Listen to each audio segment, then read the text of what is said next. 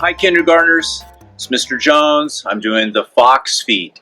And remember, the fox feet is very sneaky fox feet, moving very, very quietly. And what part of the feet do we use? The front part of the feet. Those are called the balls of the feet.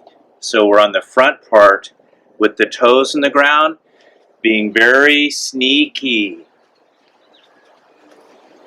And it's very important to be sneaky on your feet sometimes and be very, very soft and very, very quiet. So that's a fun game.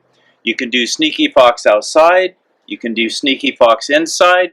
Your parents might like the sneaky fox. You should show them how to do it. I miss you.